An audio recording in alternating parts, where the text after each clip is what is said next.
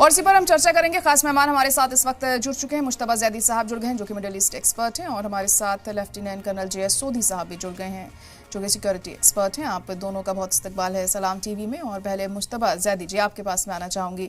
जिस तरह से हम देख रहे हैं अमेरिका और इजराइल की जो चाहत है वो अलग अलग यहाँ पर दिखाई दे रही है, तो क्या लग रहा है कि ईरान ने दोनों के बीच में कहीं ना कहीं यहाँ पर खाई पैदा कर दी है जो हमें अब तक नामुमकिन दिखाई देती थी?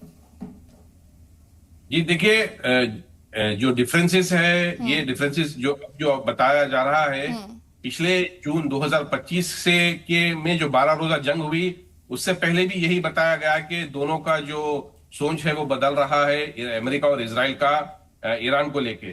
मगर दोनों का जो हमारे एक पुरानी हिंदी के गाने की जो लाइन है कि दो जिस्म हम एक जान है, तो वही मामला है यहाँ पे।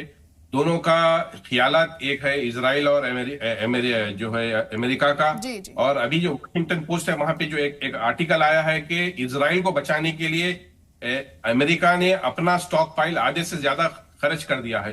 तो बताना यह है कि दोनों की जो नेशनल, वो लोग जो कहते हैं कि नेशनल सिक्योरिटी दोनों की एक साथ जुड़ी हुई है, तो ये ईरान के को लेके किसी किस्म का डिफरेंसेस उनके पास नहीं है। और हो भी ये सकता है कि जो जिस तरीके से हालात बदल रहे हैं, तेजी से जो धमकियां हैं रोजाना बढ़ते जा रहे हैं, और डिप्लोमेसी तो एक जगह है, मगर ये हो रहा है कि आने वाले दिनों में, आने वाले ये हफ्ते में जो है हमला भी हो सकता है। इसीलिए कि ये एक डिस्ट्रैक्शन भी हो सकता है कि दोनों के ख्यालात नहीं मिल रहे हैं नेतन्याहू और ट्रंप के, और लिहाजा इसको डिस्ट्रैक्ट करके जो है फिर एक दोबारा हमला कर सकते हैं।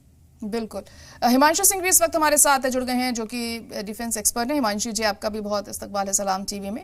लेकिन पहले कर्नल सोधी जी, मैं आपके पास आना चाहूंगी। यहाँ पर आपको क्या लग रहा है कि जिस तरीके से यहाँ पर इजराइल और अमेरिका एक राय पर कायम नहीं हो पा रहे हैं, क्या वजह इसके पीछे मानी जा सकती है? क्योंकि अमेरिका ने इजराइल को सपोर्ट करने के लिए अपना बहुत कुछ यहाँ पर गंवा दिया है।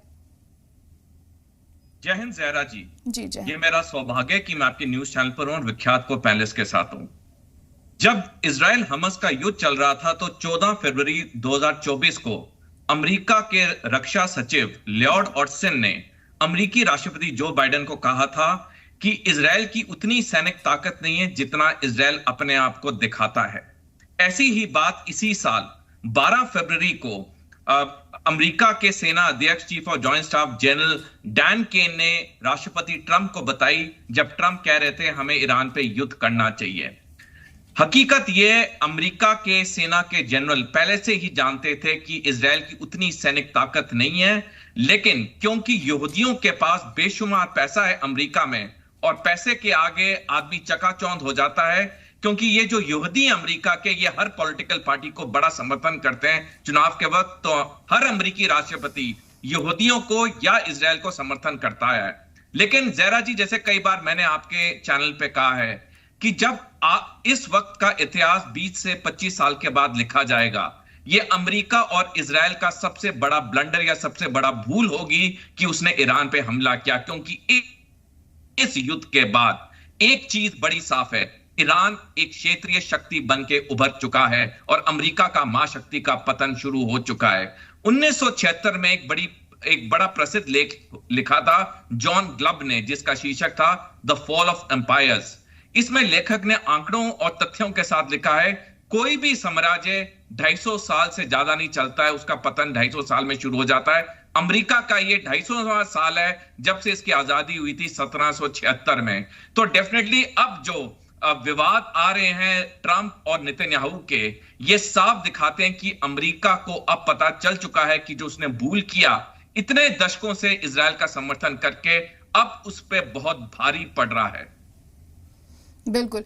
हिमांशु सिंह जी, आपका क्या नजरिया कहता है इस मामले को लेकर? क्या इजराइल को बचाने के चक्कर में आज जो चीज ट्रंप के सामने आ रही है, तमाम तरह की मुखालफत वो झेल रहे हैं यहाँ, या अमेरिका की अगर हम बात करें तो अमेरिका में भी हालात लगातार खराब हो रहे हैं, वहां के खुद की आवाम ट्रंप के खिलाफ है, क्या इजराइल की वजह से इतना नुकसान झेला है अमेरिका ने, इस वजह से हालात आज इस नौबत तक आ गए हैं?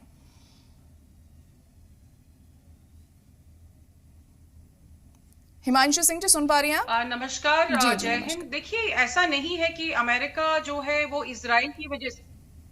जी हाँ, आपको आवाज आ रही है? जी जी कहिए। आपको आवाज आ रही है? जी जी।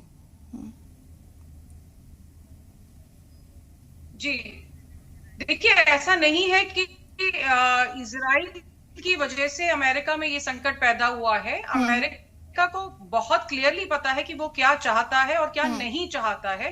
और जो एक लॉबी वहां पे है अमेरिका में, जिसको जर्नलिस्ट लॉबी कहते हैं, वो बहुत क्लियर है अपने एंड गोल में। तो ऐसा नहीं है कि अमेरिका किसी भी तरह से इजराइल के दबाव में है। अगर ऐसा होता तो ये जो इतना लंबा अवधि का सीज फायर उन्होंने रखा हुआ है, शायद इतना नहीं रखते। लेकिन डेफिनेटली एक बात है कि नेतन्याहू के और अमेरिका के जो गोल को पता है कि ईरान से जो इजराइल और बिल्कुल ईरानी मिसाइलों की जद में है।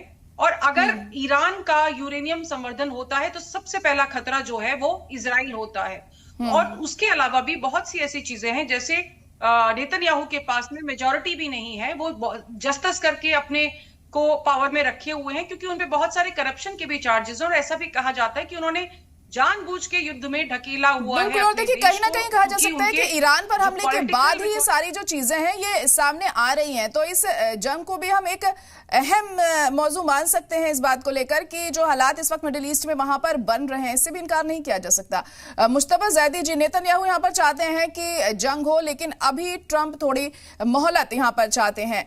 तो किस तरीके से हम देख सकते हैं कि क्या नेतन्याहू इतना दबाव बना पाएंगे ट्रंप पर कि वो जंग शुरू कर सकें यहाँ? हालांकि ट्रंप भी लगातार धमकियां दे रहे हैं, लेकिन अब तक इसकी उन्होंने शुरुआत नहीं की है। देखिए, ट्रंप का जो बीबी नेतन्याहू है, बगैर अमरीकी मदद के वो कुछ भी नहीं है। Israel is nothing but America. तो गाजा में अगर वो हमला करते हैं तो पूरी भरपूर तायद होती है, डिप्लोमेटिक तायद होती है। यूनाइटेड नेशन में उनको जो है किसी किस्म की आंच जाने नहीं दी जाती है अमेरिका की जानिब से इजराइल के ऊपर। तो ये जो है मिलिटरिस्टिकली भी जो है, अगर हम फौजी तौर पर भी देखेंगे तो अमेरिका की तायद जब तक उनको मिलेगी नहीं, वो हमला नहीं करेंगे। इसीलिए कि उनका जो एयर डिफेंस है पूरी दुनिया ने देख लिया है। भले अमेरिका और इजराइल का एयर डिफेंस मिलकर जो है ईरान की मिसाइल्स को जो है बर्दाश्त नहीं कर सका। तो आने वाले दिनों में ये नामुमकिन है कि बगैर अमेरिकी मदद के वो कुछ कर सकें।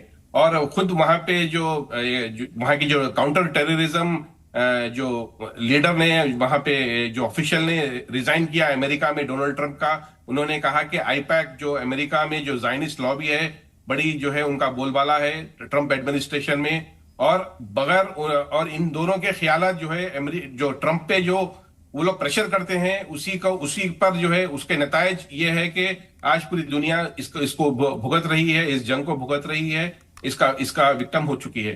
तो नेतन्याहू बगैर अमेरिकी मदद के कुछ नहीं कर सकेंगे जाहिर तौर पर। जय सोधी जी, अब किस तरह से हम चीजें यहाँ पर देख सकते हैं, क्योंकि अब तक अमेरिका और इजराइल बिल्कुल एक राह पर चलते हुए हमें दिखाई दे रहे थे। अब भले ही हम इसे कम डिफरेंस कहें, कोई बहुत ज्यादा इख्तलाफात नहीं है, लेकिन कहीं ना कहीं कहा जा सकता है एक थोड़ी बहुत दरार तो आई ही है दोनों के बीच में।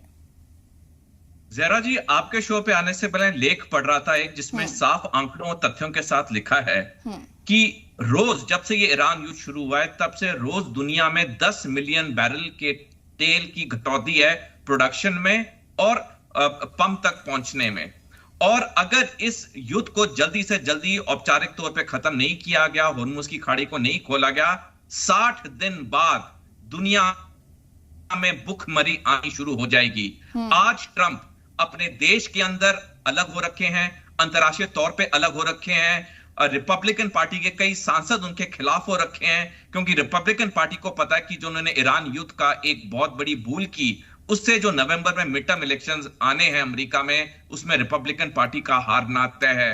अब ट्रंप के पास कोई चारा नहीं है बजाय कि इस युद्ध को औपचारिक तौर पे खत्म करें। वो बयान कुछ भी दे दें, बड़े बड़े कड़वे बोल लें, लेकिन जिस तरह से अमेरिकी आवाम उनके खिलाफ हो रखी है, जिस तरह से अमेरिका के जितने निजी देश थे, चाहे पश्चिमी देश थे, कोई पश्चिमी यूरोप देश, कोई अमेरिका के साथ नहीं खड़ा। आज अमेरिका अंतरराष्ट्रीय तौर पे पूरी तरह आइसोलेट हो रखा है। घर के अंदर इतने बड़े बड़े प्रदर्शन हो रहे नो किंग्स रैली के तहत। तो ट्रंप के पास इस वक्त कोई चारा नहीं है बजाय इस युद्ध को औपचारिक तौर पे खत्म करने के। जो अभी कुछ देर पहले भी खबरें आ रही थी कि एक ड्राफ्ट की सहमति हो गई है ईरान और अमेरिका के बीच पाकिस्तान के जरिए, और वो कभी भी अनाउंस हो सकता है। देखिए, इस युद्ध ने पूरा साफ कर दिया है कि जो अमेरिका इजराइल पे भरोसा कर रहा था वो 2015 तक सही था, क्योंकि 2015 तक इजराइल की शक्ति मिडिल ईस्ट में अच्छी थी। लेकिन 2015 में एक बड़ा रक्षा सुधार हुआ इजरायली सेना में, जिसे गिडियन मल्टी ईयर प्लान कहते हैं, और दूसरा रक्षा सुधार हुआ 2020 में, जिसे नूफा डिफेंस रिफॉर्म्स कहते हैं। इन दोनों रक्षा सुधारों ने इजराइल की सैनिक ताकत में काफी घटौती कर दी, और इसी वक्त जितने ये अरब देश थे जो पहले बड़े गरीब होते थे, लेकिन अब ये आर्थिक और सैनिक तौर पर मजबूत होने लग गए। ईरान को पता था 18 अप्रैल 1988 से जब अमेरिका ने उस पे ऑपरेशन प्रेइंग मैंटिस किया, ईरान को पता था वो दिन जरूर आएगा जब अमेरिका इजराइल उस पे टू फ्रंट वॉर करेंगे। तो दशकों से ईरान ने उसकी तैयारी की थी। तो ओवरऑल समीकरण अगर देखा जाए, अमेरिका और इजराइल की दरार शुरू हो चुकी है, क्योंकि इस वक्त रिपब्लिकन पार्टी को अपने सत्ता में बने रहना, डोनाल्ड ट्रंप को अपने पद पे बने रहना। बिल्कुल, देखिए ये तमाम चीजें सोचते हुए ही यहाँ पर थोड़ी मोहलत लेते हुए दिखाई दे रहे हैं ट्रंप, लेकिन नेतन्याहू यहाँ पर इस बात को मानते हुए नजर नहीं आ रहे हैं। उनका कहना है कि जंग फौरन शुरू की जानी चाहिए। हिमांशी सिंह जी, अपनी बात आप पूरी कर सकती हैं।